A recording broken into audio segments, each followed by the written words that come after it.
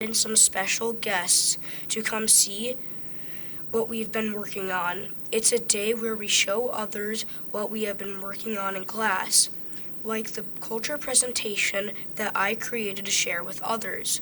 Leadership Day is when we practice and show off our leadership skills.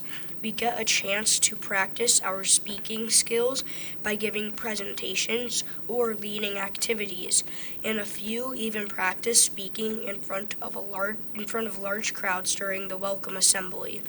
You'll see us greeting everyone with a smile and making them feel welcome.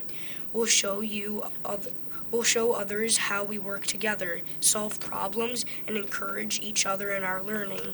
It's a day to show everyone that all students can be leaders. We're learning how to make a difference, and we're excited to share that with you. Leadership Day is important to me because it's our chance to show everyone what we've learned. We get to share the projects we've worked so hard on and show how much we've grown. It's like a celebration of all our hard work. But it's more than just showing off. It's also a chance to show how we're learning to be good leaders. We get to practice speaking in front of people, which can be a little scary, but it helps us build confidence. We also get to show how we treat each other with respect and kindness. Leadership Day lets us show everyone that we're learning to do just that. It's a day to celebrate our learning, our leadership, and the kindness we share. Leadership Day is an opportunity to demonstrate our true capabilities and share a student voice with our school community. It's not just another day of classes, it's a day where we get to have a real voice. We get to tell you about all the awesome things we've been learning and the cool projects we've been working on outside of academics, like the troop drive we organized to send care packages to military members. On Leadership Day, we get to share those experiences and explain why they matter to us. It's also a chance for us to practice speaking to guests. We get to share our ideas and show you how we're learning to be leaders. Leadership Day is important because it gives us a voice. It lets us show you that we're not just students, we're thinkers, problem solvers, and people who care about making a difference. And as these three leaders and the rest of John Marshall want to share, we just appreciate the opportunity for our community to come together and celebrate our students and all that they do on a daily basis, because it's about the students, and getting to show that off to our community and the impactful work that they do on a daily basis is really important and something we value. So thank you for giving us the opportunity to share that with you today. Are there any comments and questions by the board? I just want to say I've gotten to go to both of the leadership days so far, and you are missing out if you're not there. These students are amazing. They stand up and they talk and they share and they do everything from Legos to jewelry making to essay writing to they're better tour guides than we are. Things like that. That shows around the school. So just you guys, really good to see you again today, and thank you for everything. Yeah, thank you. And it was a great turnout, too. We had 142 community members and families show up, highlighted by State Superintendent Dr. Underly came as well, and even played chess with some of our students and interacted with them. So it was a really great day to spread some positivity with all of the work that our students and our staff do at John Marshall. Any other comments? I'm just going to make one comment in the fact that I'm very happy to see this happening at John Marshall and how articulate you are. Being an ex-English teacher, I'm always looking for articulation and the ability to use the King's English. So well done, you three. Oh, and by the way, you too, Mr. Reiki. Got it over there. No, I was just going to say that, great job. Thank you for coming, and you all presented really, really well. I'm impressed. Well done. Thank you. Awesome. Thank you all.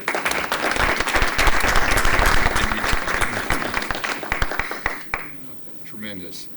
All right, agenda item number 4. With that, I would like to recognize speakers and students who wish to make a public comment. Do we have anybody? Nobody. Well, we'll skip over that agenda item and move on. Agenda item number 5. 5-year fiscal forecast. The board will be presented with a 5-year fiscal forecast model for the district. The projection model will continue to be applied during the next 3 months to aid in constructing the 2025-26 budget reconciliation plan and ultimately the 2025-26 budget. It is critical to understand that the projections are the result of many variables that independently change periodically. As significant changes to the projections occur, administration will bring them to the attention of the board. With that, Josh, I hand it off to you. Yes, thank you. Nothing worse than following the students. They do such a good job. So exactly what Mr. Boucher said, we're just going to look at the 5-year forecast. You've seen this, and we're going to look at pretty much the exact same one that we've seen before. We looked at it when we were looking at referendum discussion. So Cassie, if you don't mind going down to the next page, we just included the assumptions that were previously shared with the board.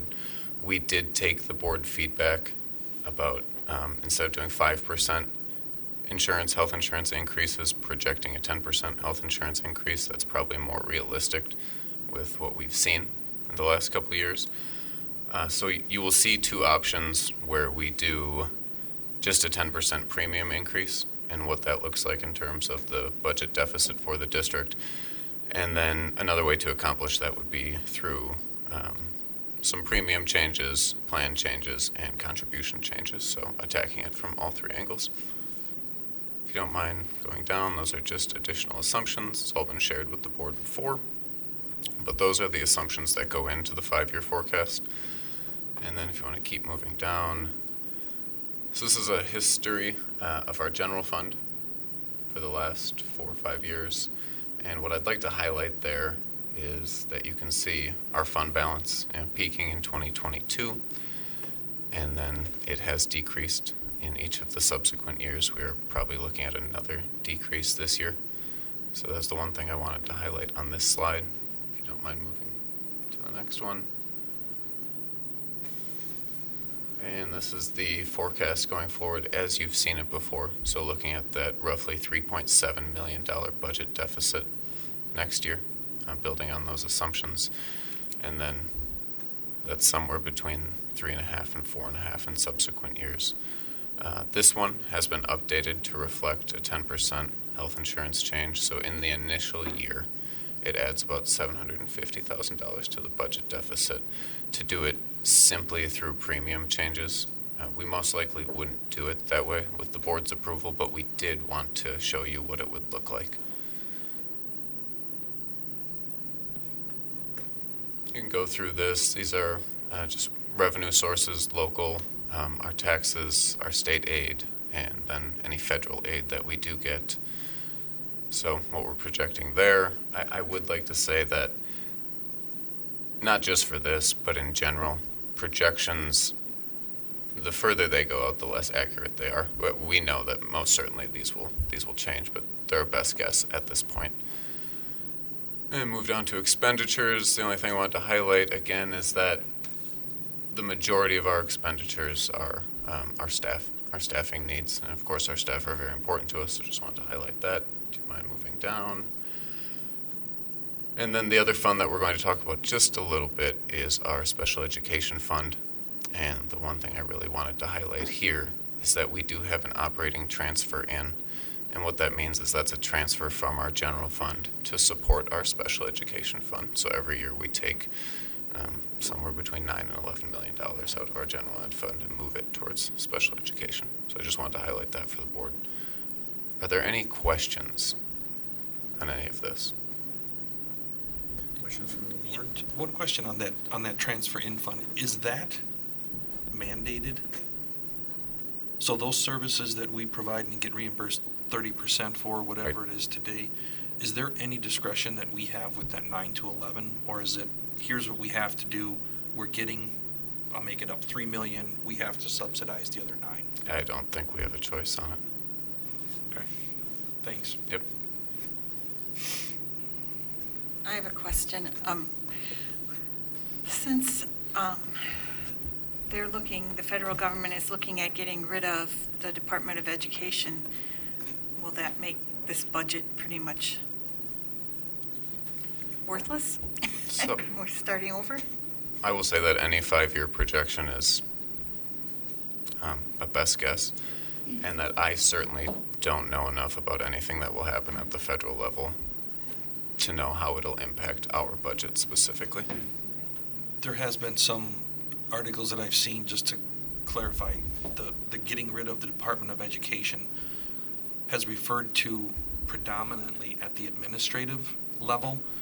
They have talked about just, if it were to go to that extent, dispersing the amount that the states get directly to the states and let them take care of the administration of it, not just cutting out the funding, but getting rid of the bureaucracy, so to speak. Now, how much of that comes to fruition is anybody's guess, but hopefully we don't see just a lopping off of dollars. Until it happens, we won't know specifically. But you're right, those are the things that I've been seeing as well. It'll be moved to the different departments and that, but what do I know? We'll have to wait and see. All right. Thank you so much. I really appreciate it. Appreciate the information, Josh. Thank you. Agenda item 6, ADR annual report. Miss Julie Schell. It kind of rolled right into the name. Director of Elementary Education, and John Uding, Assistant Director of Academics, will present the first of 2 annual AGR update reports to the school board. This is an annual occurrence for all of the districts with the schools participating in the AGR funding program. We currently have 6 AGR schools in the Wausau School District: Thomas Jefferson, Grant, Lincoln, Franklin, G.D. Jones, and Hawthorne Hills. There is no action, just more information for us, and we appreciate it. So, Yeah. Julie, go ahead. Great, thank you. Thanks for the opportunity to share with you some of our hard work and student outcome scores from our AGR schools. We also have some of our principals. You don't often get to see them, so I'm actually going to introduce them in the audience. So Matt Schilling is our principal at Thomas Jefferson, and Krista Treader, principal at Franklin, Jen Davidson, principal at Lincoln, Kyle Sackett, principal at G.D. Jones, and Megan Korak couldn't be with us tonight. She's the principal at Grant. I didn't miss anybody. Oh, and Phil. There we go, Phil. Phil Beck, principal at Hawthorne. So you just don't often get to see them, and they're so excited that I introduced them. So they are here and help to build some of this information for you. So I'll just do a kind of a brief overview, and for those of you, if you have questions as we go through, please let me know. But the AGR program is the new version of the old SAGE program that we had for many years. The main elements that we need to maintain here in the district are the 18-to-1 class sizes in our grades K through 3. We do have to provide some instructional coaching to our teachers. Each school is to maintain some targeted student outcome objectives or goals that are part of our continuous improvement process anyways in all of our schools. And then we need to identify and use a local assessment to track reading and math scores. So that is what you see in front of you. You can go ahead. Thanks, Cassie. Again, what we are attempting to accomplish and leverage really with the AGR program are, that capacity with our teachers, our administrators, and our staff around the use of data and what data we use to inform our instruction. We are looking to continue to build upon some of the Act 20 requirements with the foundational skills training and some of the assessment pieces that have gone along with that, and documentation and communication with parents through PSP as a personal support plan, or those reading plans that you hear about that students who score at a certain percentage are eligible and required for us to provide communication on how we are supporting those students.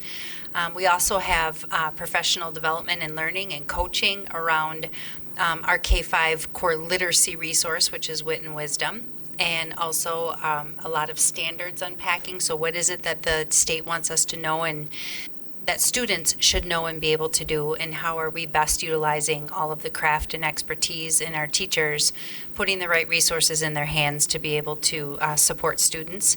On the math side, we have AVMR training that we are continuing. Kim Pearson is leading that at the elementary level as our math coordinator.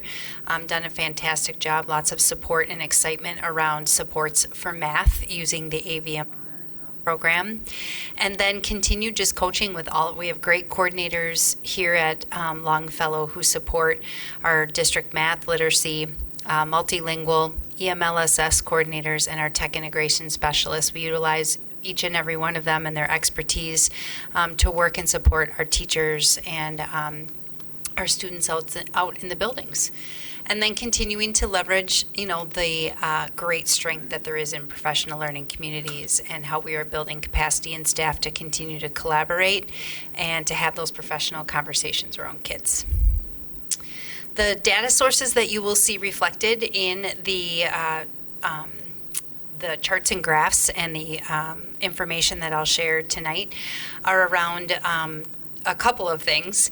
Because of Act 20, all of the schools in the state of Wisconsin are required to use the Ames Web Plus screener. So we have been through FastBridge, iReady, and now Ames Web in the last 3 years as a screener. So the thing to think about when you look at some of the graphs over time are that you are looking at similar in nature in that they are literacy sub-skills that students are being scored on, but very different assessments in what the screeners screen and, obviously how they come up with their cut scores and their norms. So it's kind of hard to compare on the literacy side year to year growth until we stick with Ames Web, which we're hoping that the state will stick with now for a while with Act 20, since they are requiring all schools to use that in their K through 3. We have chosen to advance that to be used in K through 8 on the literacy side. So we are all using Ames Web so that we can track cohorts of kids over time.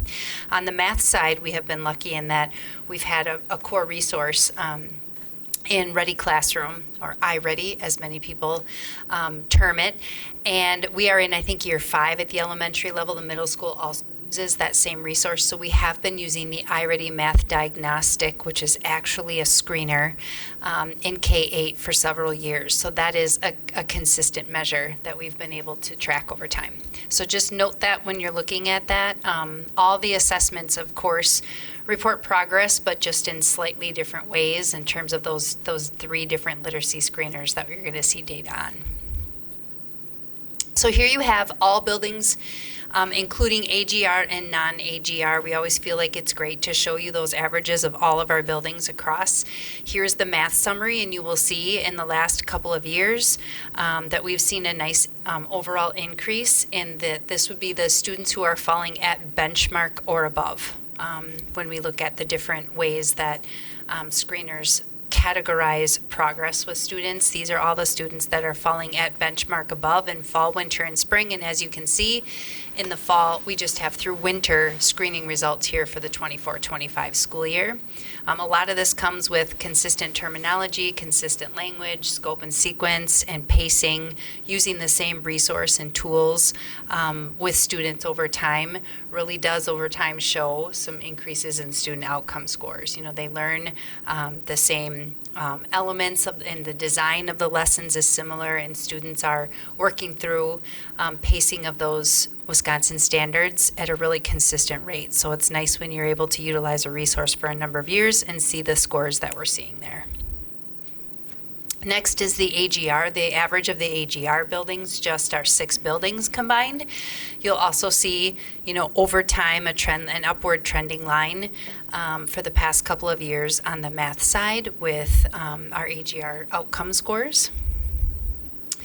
Here we have math again. We're sticking with math in kindergarten, first and second grade. You will see that the reason that in the fall of last year and this year there's no data in kindergarten, and that's because we give we call it an interview base, which means teacher and student one-on-one. That's not given on an iPad. Instead of giving the iReady computer adaptive test that kindergartners take, which is not really quite consistent and fidelity to a kindergartner in the first 2 weeks of school, doing an iPad test isn't always the greatest result that we get or the most fidelity that we can get with a student at that age. We use a paper pencil number sense tests that our kindergarten teachers give with students. So that's why there isn't any, they still get an assessment that is similar to what they would get with iReady. We just do it one-on-one with the teacher versus the iReady piece. So you can see some nice trend lines over time in math in kindergarten, first and second grade. And if we switch to third through fifth grade, this is just our AGR schools again. You will see some increases. Remember that these are different kids each year when you look at a grade level across time. You can track from spring of one year to the next grade level up and look at fall. But again, those norms change at each testing window. So when you're looking at a fall, what's expected of a fourth grader, for example, in the fall looks different. You know, that climb and that expectation increases for winter, and then it increases again for spring, because these are all based on end of the year targeted skills that we want students to know and be able to do. But there are some nice increases there on the math side. Now we're going to switch to reading. So just so you understand, with AimsWeb in kindergarten, you're going to see early literacy composite scores, which are based on those sub-skills. The big difference here that you will see with first grade, AimsWeb really just looks at assessing students' oral reading fluency. That is different, very different. You'll see a decline in some of the first grade scores, knowing that iReady in years past and FastBridge did not score oral reading fluency. So there'll be a big difference that you see with first grade, because all of the research around foundational skills in science of reading talks about some really explicit skills that young students need to know and understand. They call them foundational skills prior to building on learning how to read and then reading for meaning when they get to third, fourth, and fifth grade. So you'll see that's why the shift went to just oral reading fluency, because there is research around the importance of a student's oral reading fluency abilities at young ages as an indicator of what kind of reader they will become later on. But that's a big difference, and you'll see that in some of the scores. Second through fifth grade are composite scores, including some oral reading fluency and other sub-skills of reading that are broken into that reading composite. There is a slide at the end of the slideshow as well that breaks down what's in the reading composite if you're interested or have questions about that. So here we go with reading. All buildings, again, district-wide. So this is all AGR and non-AGR buildings. You will see that in the fall of 24-25, those last two bar graphs are when we switched to AimsWeb. The years before have FastBridge and iReady. So then you can see where that change will be indicated with some arrows on upcoming charts that you will see. Then we have the AGR buildings. These are just our 6 buildings. In terms of, again, this is the percentage of students at benchmark or above in the 3 testing sessions, or the 2 from this year that we have gotten under our belts thus far this year. Then in kindergarten, you can see the start of iReady last year, trying to build some consistency, and then not knowing where we were going to go with the state screener. The start of AimsWeb starting in the fall of this year. And keep in mind that our fall scores typically with math are done in September, October, because the AimsWeb screener was not ready to go, quite ready in the entire state. It wasn't just for Wausau. And it wasn't mandatory in the state. We chose to give it in Wausau so that our teachers could get used to giving it, our students would get used to the administration of it, and to still provide that outcome score for us. But those weren't ready and rostered into our systems and into AimsWeb until November. So the fall screener actually happened in November, and the winter screener happened in January. So they were closer together than they usually will be in upcoming years. So you will notice in first grade, there's that big dip from spring of 23-24 down to fall of 24-25. And again, that's what I'm talking about, where there's a huge difference between what FastBridge and iReady we're looking at in terms of what students are at benchmark above. It's just oral reading fluency in the new AimsWeb. And that's a trend we saw statewide with first grade and the oral reading fluency pieces as well. When we move into second grade, we're looking at all of our AGR schools combined. with the start of Ames Web being fall of 24-25. So some nice uphill climb, and we'll just have to see with Ames Web what that looks like in future cohort years, because it's just testing similar yet different foundational skills using their own set of national norms that tells us if they're at benchmark or above. 3rd through 5th grade you will see as well. Generally speaking, I guess one thing of note is in 4th and 5th grade, there are times when we have seen, as you see in years past, either a plateau or a decline in 4th and 5th grade. We did see an increase from fall to winter in both 4th and 5th grade with the Ames Web Screener this year. So that was just an interesting nuance in terms of what Ames Web is going to be providing us in terms of feedback around our students. And really next steps, we're going to continue to build our teacher capacity, our administrator capacity around the Act 20 foundational skills training. In the end, I think this is really going to provide our staff more tools in their tool bag. We have highly gifted and crafted elementary school teachers who work really hard to meet the needs of students, and administrators who support that. But one benefit I would say of Act 20 is going to be providing an even greater tool and, some tools that they can use to leverage those foundational skills. Teaching students how to read is a really challenging and complex rope. And this will be some great training that I think our teachers are really going to continue to benefit from in supporting our kids in all the ways that they need it. So we also will continue to look at goal setting as a huge factor, and it can have some great impact on students being empowered over their own learning. We continue to use the Leader in Me goal setting philosophy and student self-reflection. It has powerful impacts for student achievement when we utilize that and work with our students with that, as you heard from Mr. Reike and his team and all the things that our schools are doing, including John Marshall, to build upon that. We're continuing to look at standards work. It's really important for us to know and look at what the state of Wisconsin wants our students to know and be able to do to be successful. So aligning our efforts with standards work and our grading practices with standards work is really important to continue. And we'll continue with our math core resources. We've got great supports that we're building upon with all the work with AVMR that our teachers have engaged in, and continuing that work with standards on the math side. And of course, making sure that we are inclusive of all learners, and our multilingual students, our newcomers coming in, provide us a really great opportunity to be inclusive of practices that are really essential and beneficial to all students in a classroom, and not just students who have that language piece and element as a learner that we're looking at. So with that, there are some slides that follow that have further explanations of the breakdown of Ames Web in each of the school scores that you can peruse, but we just thought we'd give you kind of that overall view that we do. We'll be back in June to let you know what the spring screener brought to us in terms of growth. But that's the information I have to share with you. If you have any questions, I'd be happy to answer them. Questions? I have two. Sure. First of all, when you say Act 20 requires Yep. all schools, you mean all public schools? Or do private schools have to take these tests too? There are certain aspects of Act 20 that private schools can engage in, but not all facets of Act 20 are private schools required to do. Okay.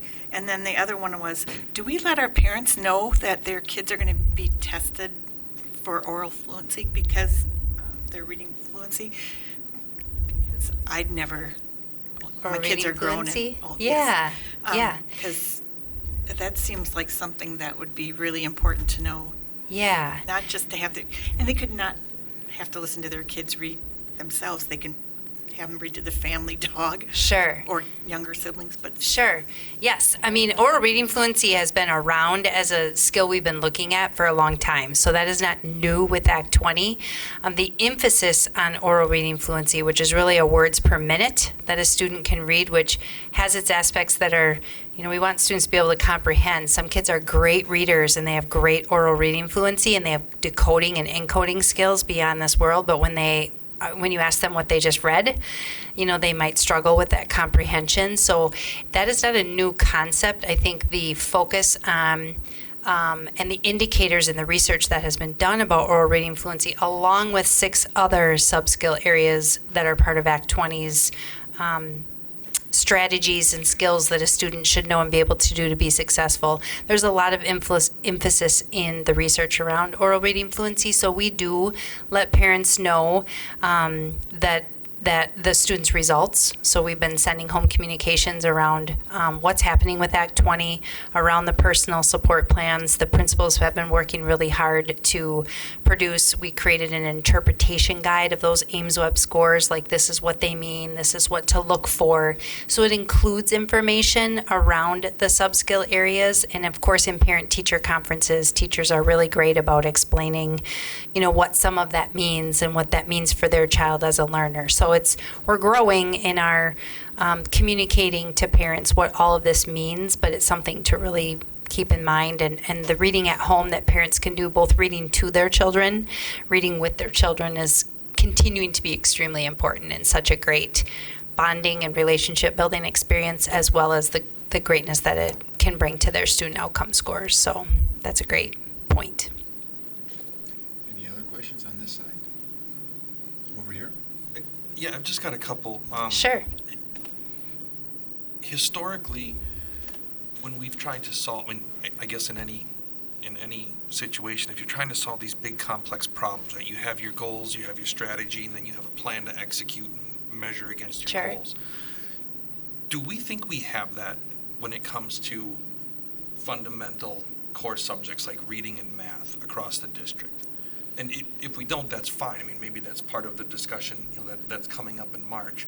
But I've asked the same question for a number of years. We never see goals, right? We see progress depending on the measure, the measuring instrument or whatever it is. Mm-hmm. But do we really have goals, and do we have a strategy to, long term achieve those goals? Mm-hmm. And if the answer is Yeah. kind of or not, no, that's totally fine. Sure. It just seems like at some point we would want to start to package that stuff up Mm-hmm. and hit it consistently year after year Mm-hmm. and see how we're doing. Sure. If you're talking at the building level, explicitly, they all have goals that are geared towards the common assessments, like the iReady screener or diagnostic, the Ames Web screener diagnostic, the forward exam in some cases. So at the building level, and even at the grade level, many of our teachers have very specific, that's part of their SLO, their student learning objectives, that they are working towards, that might, depending on the screener or the tool, the assessment tool that they're using, might be looking at typical growth with demographic groups, stretch growth with kids that need to grow. So at the building level, I would say, at the elementary level, I can speak to specifically, they have really specific goals, targets, and our, EMLSS system, which is our support system for both social, emotional, and academic supports and interventions we can provide, is something I'm really proud of, that the district's really been growing over the last couple of years, is what pathways and tools and resources and PD do we have for teachers that helps them support kids to get to their goals. So I would say at the building level, with the assessment tools we have, I would say yes, we do. At the district level, I think we've begun to build, what does that look like at a district level? Is that forward test a true measure? Is it the pre-ACT, ACT, measures that we should be looking for? And I know at the secondary level, they also have goals that are specific to the assessments that they have.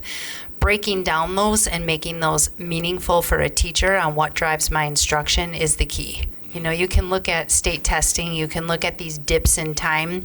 Even these screeners are one day. That kiddo misses breakfast, had a fight with mom or dad or sibling, and got ticked off on the bus and came in and bombed the screener, does not mean that student deserves, a reading plan or something like that. So you have to temper what that means. But I think, if we are looking at trends of data over time, and we are looking at overall sub-skill, breaking those down into sub-skill areas and looking at those over time for trends and building goals based on those trends and making sure that we have supports in teachers' hands to be able to adequately and confidently support those kids is really the challenge. And I think we've gotten better and better with that over time. So you really have to balance what some of these assessments mean and the goals towards them versus even their classroom performance and what items do we have in the classroom as a teacher. You know, my end of module assessment can be even more powerful than a screener I give 3 times a year. And what does that tell me about this kiddo and my instruction and how I've been working as a teacher? So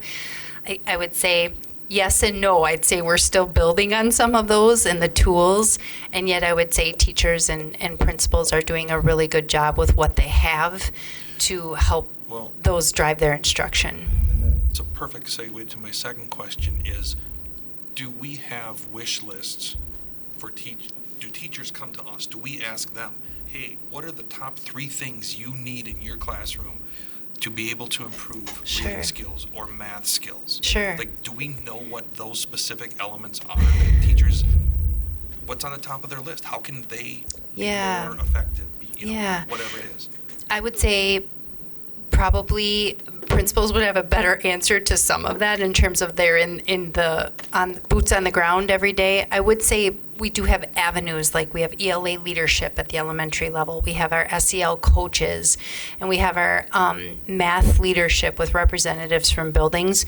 And we lean on them to come to those meetings and to give us feedback on what is it looking and sounding like in your buildings. You know, outside of working with principals on that, which is my role to do, that's what some of those leadership teams can do for us, even on the SEL side. You know, our coaches coming to us and saying, we need more structures, resources, tools, PD for teachers around supporting kids in the classroom with behavior and regulation. It's just as important. So I think we have some structures in place we can lean on very specifically, and yet I'm sure there's more feedback that we could ask for and get as well. And that's good to hear, because I go back to what I used to beat on the gifted and talented drum all the time. Like, what's your wish list? What are your top things that you need to improve that program? Yeah. And now we're coming up on a referendum, and there is some opportunity for dollars in there. I mean, what a great message to the community if we could say, hey, you know what? Here's what our teachers have identified as the top items that they need in the classroom. Here's what that's going to cost, and here's what we think the improvement's going to be. Now, it's not going to be exact, of course. Right. But still, that's what I think people want to hear. That's where they're going to find value in, more just brick and mortar, but also in, what's going on in the classroom. Right. And if we can't answer that because we haven't asked, I think we should document whatever that list or lists are. Absolutely. I hear you. And I think just anecdotally speaking, I think number one would be time, like time to delve into what they're doing. That's what I was going to Part say. of that is, from our perspective, is consistency. So they're not learning a new system every year, that we stick with something for a while that they learn, which then builds time back into their schedule that we need to do. Absolutely. I was going to say that too, is probably time is the greatest gift. We've really built up some resources and supports for teachers.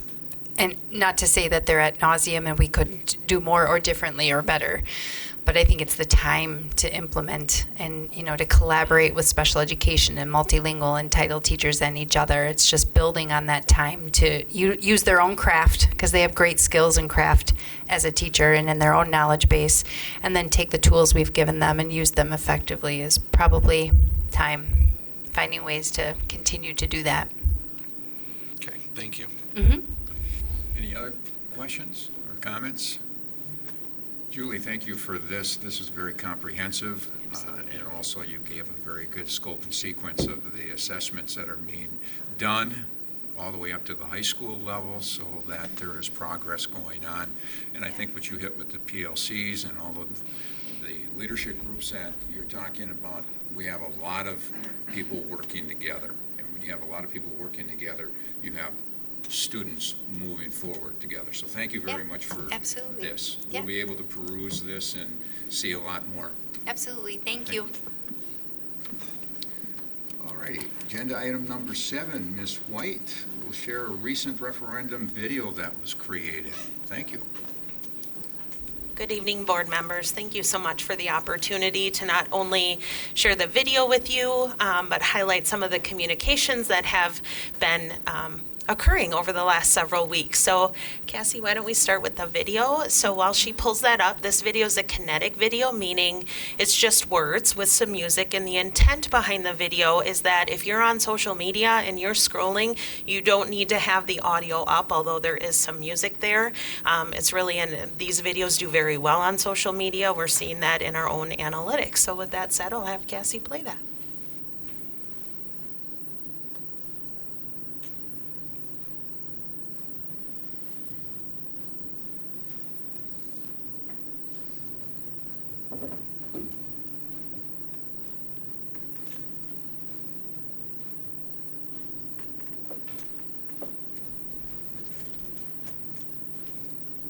Doesn't appear that the audio is working on this, but again, it's just music.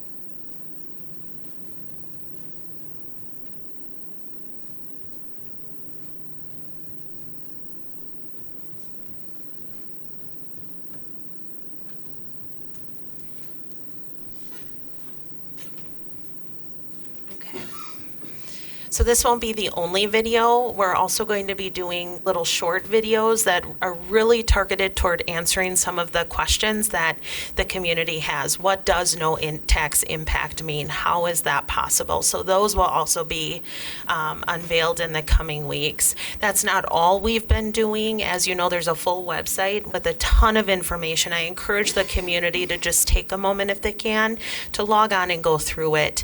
We also are on a road show, if you will. A week ago, we had a wonderful opportunity to go before the Noon Optimists and share a presentation, but much of the conversation was focused on what are the questions that we have and providing them with answers. It was also a good opportunity for us to know where the community is at so that we can tailor our presentations going forward and continue to do so during each of these stops. I'd also like to note on Wednesday is our very first referendum informational session, which we're really excited about. This one's at Wausau West High School and the auditorium at 5:30. Wausau Area Access Media is also going to graciously live stream that for us so that we can email it out to our families and staff and share it on social media and post on the website as well in case anyone cannot attend. We also are meeting with some of our neighborhood groups, those that still meet throughout the winter. We're hoping for more. We also have the Rotary Club of Wausau, the Kiwanis Club, and as other stops are confirmed, we'll be sure to add those. We'll also have a second referendum informational session on the east side at the high school and the library at 5:30 p.m. on March 11th. We really encourage the community to attend those if they can, but really the focus of our communications plan around this referendum has been meeting where they're at. So going to those clubs and presenting, sending out a mailer. We'll have a second mailer, and that one too will be tailored to what we're hearing, what the community is saying, what questions that they have, so that they can have all the information that they need to make an informed vote on April 1st. If the community does have questions, cannot attend any of these meetings, they should feel free to reach out to me directly.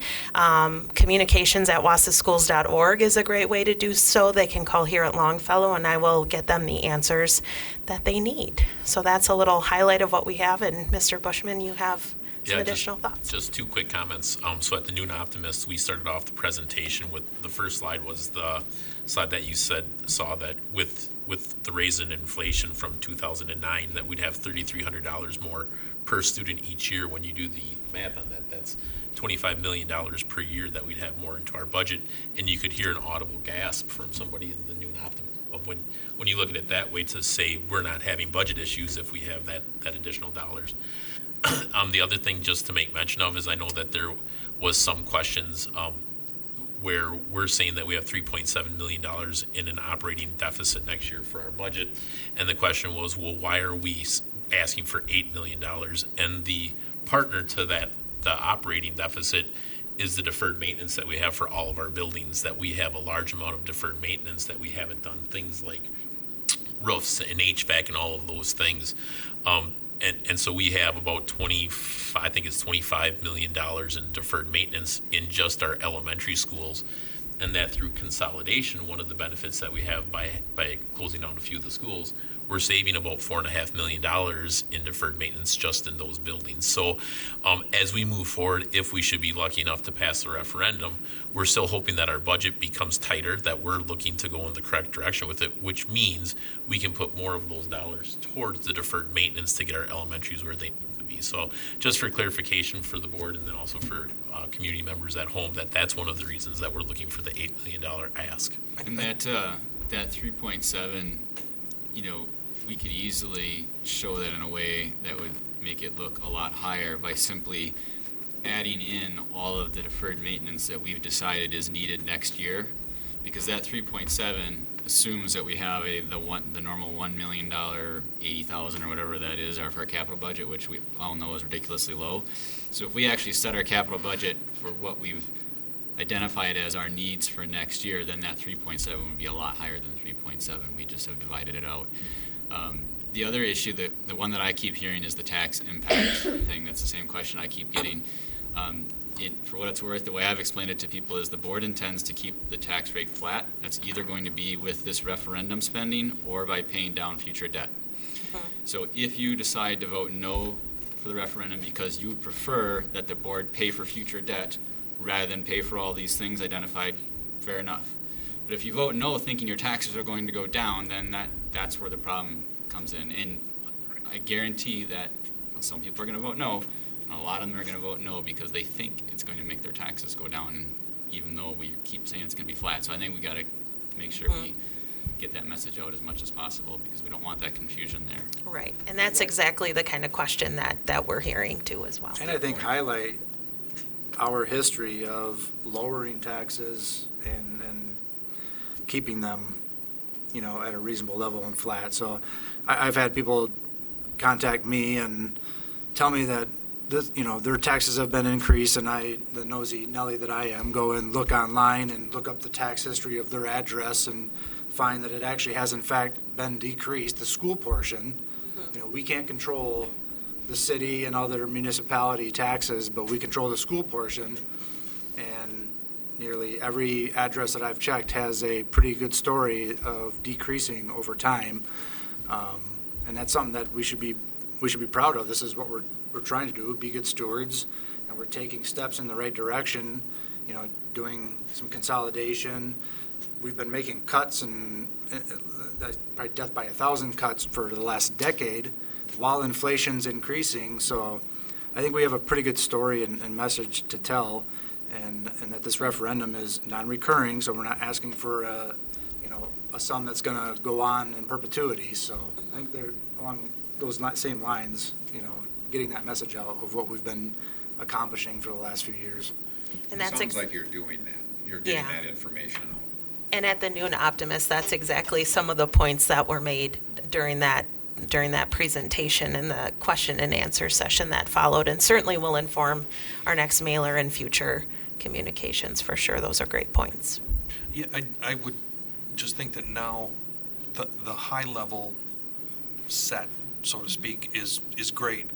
We need to get specific with that gap between 3.7 million and 8. And I know it would be an estimate or it would be just a rough plan, but people need to understand that is a roof, that is fixing this, that is building this.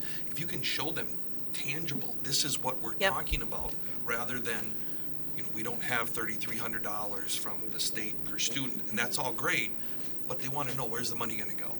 And so I think if you create just, 5 bar charts for each year to say, here's our, the red is the budget deficit, and the green is what we're going to do in maintenance, and here's some of the items that would fit in there. I think people will respond well Absolutely. to that. Agreed. And that'll exactly be the focus of that second mailer. Absolutely. Sarah, did you have a question? Less a question, more a comment.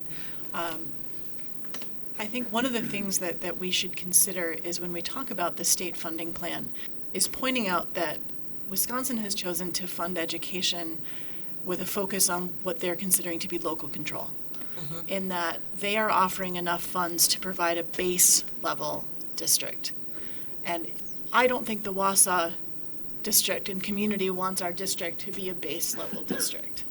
And so all of those things that they take pride in, all of those things that make Wausau the wonderful school district that it is, those are things that if the local community wants funded, the local community needs to fund them. And that state funding formula, it's not going to change. I mean, we can hope that, based on whatever the governor puts out there, that somebody approves something that makes it slightly better. But it's not going to come anywhere near reflecting the inflation or the $3,300 per student or any of those things. So there's a degree of empowerment here. This is the Wausau community saying this is what we want our district to look like, and we're willing to put our money where our mouth is in the best possible way, in that they're not actually paying more through the tax levy. They're simply making a commitment to it, and they're owning it. Great point. Absolutely. Well, thank you for giving us that information. If there are no other comments, it definitely is a local control. We've talked about that. We want to have local control. I'd rather be controlling our own versus having the federal government controlling everything that we do, and continue to let people know, because I believe, as I've been hearing, and everyone here has been hearing, a lot of good questions. And those would be questions that I would be asking if I were not on this board. What are you doing with this, this, and that? We need to make sure that we continue to get that information out. So thank you for what you're doing, and thank you for listening and making sure that we hear all of this so that we can answer it. So thank you. Absolutely. Thank you. All righty. Next agenda item 8 already. Annually, a 3-year capital improvement plan is submitted to the Board of Education for approval.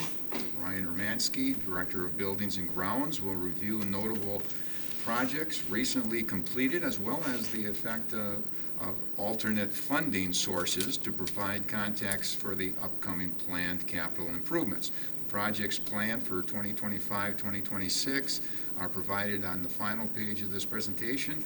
Administration recommends the Committee of the Whole approve the 2025-2026 capital projects and the corresponding budget. But before we do that, we're going to listen to you, Mr. Romansky. Good evening. Thank you for having me here tonight. We're here tonight to present the 25-26 capital budget. The information in your packet will look familiar to those in the past. We bring the capital budget for approval in advance of other budgets due to the need to solicit bids and prepare for projects that normally take place in the summer. Page 2. Thank you. For those of you who have not seen this layout in previous years, page 3 and 4 of your packet contain the information pertaining to the rationale for scheduling capital projects. The 3-year plan is a document that we develop using various sources, school representatives, maintenance personnel, preventive maintenance reports, and then we also use third-party studies like CISA 10 and other vendors that do work for us in the district. As mentioned earlier, our capital budget has remained constant at $1,008,400 for the past 10 years, 10 plus years, despite increasing costs and labor. The current requests exceed the annual project's budget, and various projects will need to be delayed or other funding sources found. So on the board is one page of pages 5 through 28. I'm not going to go through them all. It's a historical information of the schools outline. It outlines some of the more significant improvements completed over the past few years from 1991. Due to consolidation considerations in the district, you will notice if you go through these pages, there were many untouched, many schools untouched by significant capital projects. Challenges, we had a few challenges in managing this past year's budget. I'd say considerations is probably a better term to use. Essentially, we wanted to make sure we minimize capital investment in schools that may not move forward. CISA 10, we just wanted to get another set of eyes on it, and we wanted to delay on some of the projects until we made sure we were seeing things through the same lens that CISA 10 was. The Citizens Task Force, that created some pause. Obviously, we didn't know what schools, if any, were going to close. So we paused some of our projects this year until we found out what the board was going to recommend. Now, obviously, now that we know which direction we're going, a lot of that set a little ease on our end, and we're moving forward with those projects that we had earlier planned for but delayed. And then, of course, there's always those couple unanticipated equipment failures that we had to address this year. So this is page 28 of the board book. Here you go. Thank you. These are our 3-year capital needs summarized from a larger workbook containing the anticipated capital needs for a 10-year period. We are currently in the process of redeveloping this workbook by utilizing the information obtained from the CISA 10 elementary facilities study. Also, currently, we are in the process of working with CISA 10 on doing a facilities assessment on the secondary schools, along with the Longfellow Administration Building. Most of this information is based off of anticipated life of given building components through the implementation of our preventive maintenance program. So if you look at this, there are a number of numbers that may look different from when I believe everybody had an opportunity to look at the facilities assessment, the large 400 and some odd items that we needed. So some of the numbers have changed, and I want to point out a few reasons why. Obviously, the 3 schools that are closing, we took that out of our need. There were also, CISA 10's task was to evaluate the schools as a whole. They didn't look at whether we were going to shut down any schools. They didn't look at what was affected by referendum. They're giving us a clear picture of what all of our schools look like. So from their studies, and this is a boilerplate, we have removed some of the projects that we completed with our capital budget or operating budget. We've removed things that were actually completed through the 2022 referendum. And then there are some items that I removed that are part of the 2022 referendum but haven't gone into planning yet or haven't been bid and obviously not completed. Historically, Just before you move on to the next one, yeah, this, and just for anybody who's watching, this is the number that I was talking about. So right now, tonight, we're effectively being asked to cut about $4.4 million out of next year's budget. And so the only reason that next year's budget is projected at $3.7 million over is because it assumes we're going to cut $4 million out of our needs for next year out right now, tonight. If we were to add this all in, we'd be a little over $8 million next year that we need to balance our budget. So that's effectively what we're doing tonight, is we're cutting $4 million of needs out. Assuming that this is what we approved, which we've done for a decade straight, so probably safe bet. well, historically, we avoided naming the specific projects and facilities of the capital plan to give us flexibility on handling unforeseen issues and so forth. But however, we changed this a little bit to better utilize the CISA 10 facilities assessment and use that as a managing template. We have summarized the budgets by facilities rather than the anticipated projects. You can see that on the left-hand side. So with this larger book, it's basically a large book that we condensed into 1 year 1 to 2 year needs, 3 to 5 year needs, and 5 to 10 year needs. So simply to come up with the 1, 2, and 3 year budget, we took the 1 and 2 year needs divided by 2 is the $5,430,227. Did the same thing for 26, 27, and similar equation for the 3 through 5 for the third year, which is the 3 to 5 year needs. Divided that by 3. So if you take the $1 million, the $1 million, 8,400 off of the needs for each one of those years, you can see on the right-hand side our shortfall for capital needs. Now, how do we get there? We can use some Q1 funding that was a prior referendum. We can possible if we have some future possible increases in budgets, and obviously the upcoming potential referendum is huge. And then we can utilize operations budgets. So 1 and 4 we have in the past, and we'll continue to do that. Those are small quantities, those are small dollars, but we're able to take care of some of the small things.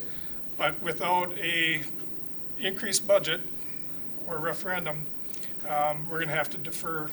Our next option is to defer all this until next year or the year after. That just means it gets kicked down the road a little bit for. Correct. And my worry is it's deferred maintenance, but after deferred maintenance becomes failure, and that's what we want to. Right. That's what we want to prevent. So that's all I had. If you have any questions. Questions from the board? Any comments?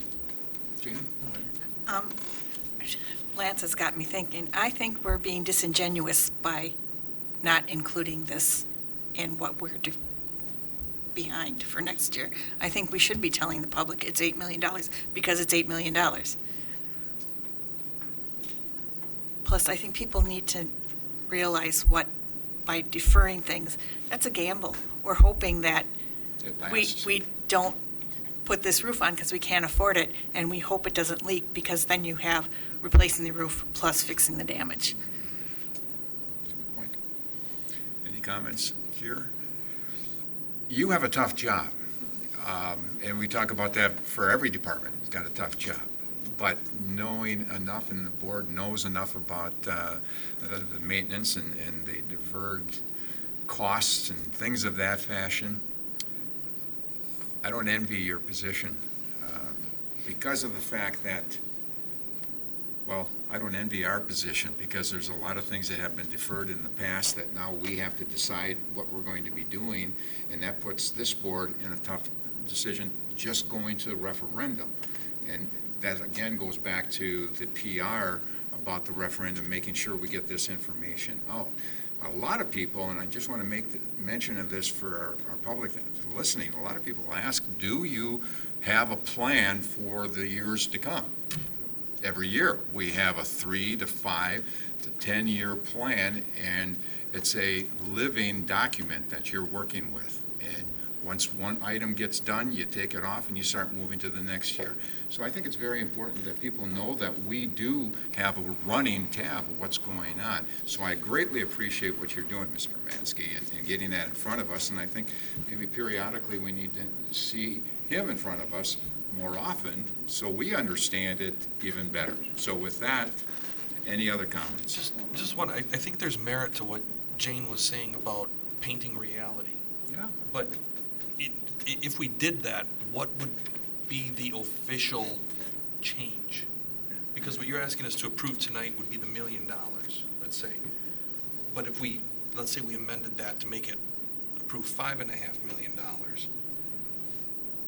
we know we don't have that money to spend, so what does that look like? I'm just trying to think how would we mechanically work our way through that? Because to pass something that we know we don't have in the broader budget isn't going to get us anywhere, but it does paint us, it helps the picture overall. I think we have to pass what's planned. I just think it's when we're showing the other budget, it's almost like we need like a asterisk that says this 3.7 doesn't include the $4.4 million of maintenance that was already identified by an outside source that needs to be done next year.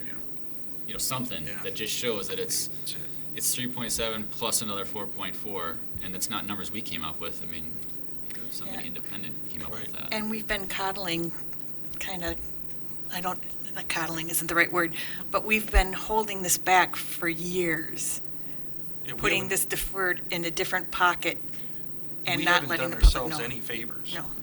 By minimizing those budget deficits over the years. I mean, I get why we do it, and it makes sense at some level, but you're right.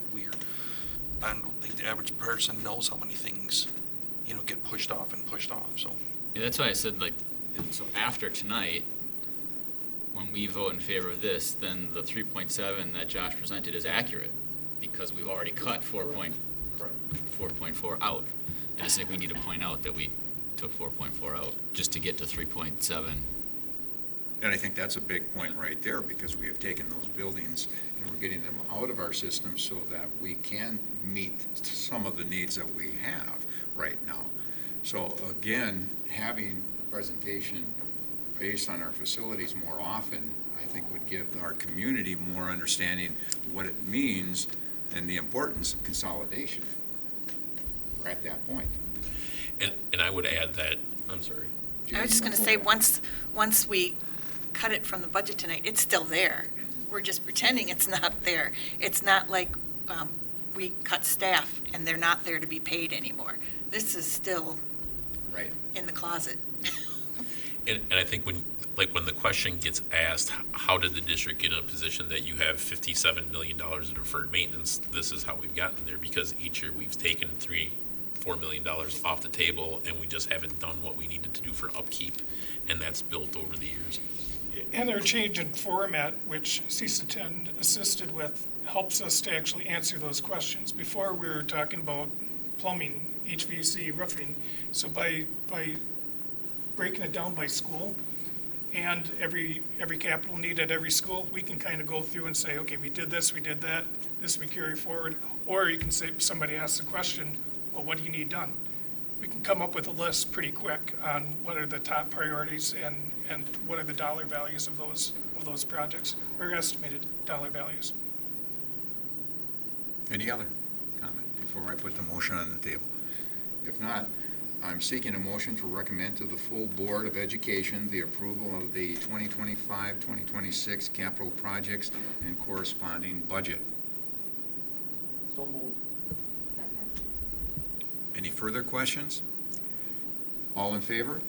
Aye. Opposed? Motion carries. Thank you, Mr. Thank you very Mansky. much.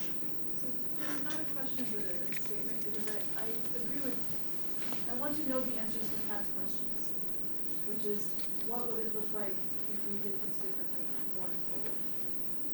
So maybe we can discuss that at a later date, or when the next budget comes up, we can ask for those actual numbers to be included and have that conversation in open record. Right, well, let's take that, it's a good point, and move on, because we've already done the motion in that. So, but it's a good point, and we should be, and Josh, we can look at you and Mr. Romansky and maybe get that in front of us at a different time. Okay, thank you. The ninth agenda item, Title IX, with recent federal changes, Tabitha Gundrum will be bringing the Title IX related policies before the committee to review proposed changes. Is Tabitha here? I'm going to be speaking for Tabitha. Yes, I'm Tabitha. Thanks. Mr. Bush.